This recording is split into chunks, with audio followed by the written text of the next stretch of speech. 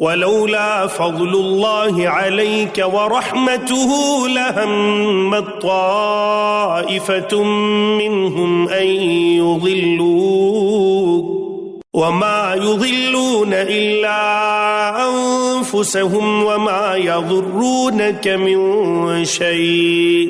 وأنزل الله عليك الكتاب والحكمة وعلمك ما لم تكن تعلم وَكَانَ فَضْلُ اللَّهِ عَلَيْكَ عَظِيمًا۔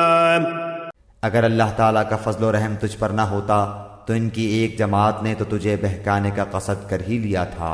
مگر دراصل یہ اپنے آپ کو ہی گمراہ کرتے ہیں، یہ تیرا کچھ نہیں بگاڑ سکتے۔ اللہ تعالیٰ نے تجھ پر کتاب و حکمت اتاری ہے اور تجھے وہ سکھایا ہے جسے تو نہیں جانتا تھا،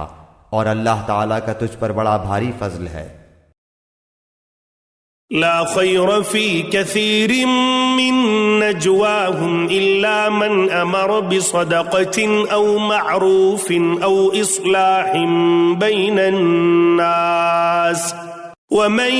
يفعل ذلك ابتغاء مرضات الله فسوف نؤتيه أجرا عظيما۔ ان کے اکثر خفیہ مشوروں میں کوئی خیر نہیں، ہاں بھلائی اس کے مشورے میں ہے جو خیرات کا یا نیک بات کا یا لوگوں میں صلح کرانے کا حکم کرے، اور جو شخص صرف اللہ تعالیٰ کی رضامندی حاصل کرنے کے ارادے سے یہ کام کرے اسے ہم یقیناً بہت بڑا ثواب دیں گے۔ وَمَن يُشَاقِقِ الرَّسُولَ مِن بَعْدِ مَا تَبَيَّنَ لَهُ الْهُدَى وَيَتَّبِعْ غَيْرَ سَبِيلِ الْمُؤْمِنِينَ نُوَلِّهِ مَا تَوَلَّى وَنُصْلِهِ جَهَنَّمَ وَسَاءَتْ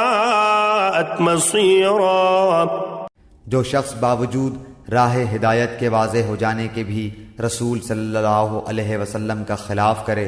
اور تمام مومنوں کی راہ چھوڑ کر چلے، ہم اسے ادھر ہی متوجہ کر دیں گے جدھر وہ خود متوجہ ہو، اور دوزخ میں ڈال دیں گے، وہ پہنچنے کی بہت ہی بری جگہ ہے۔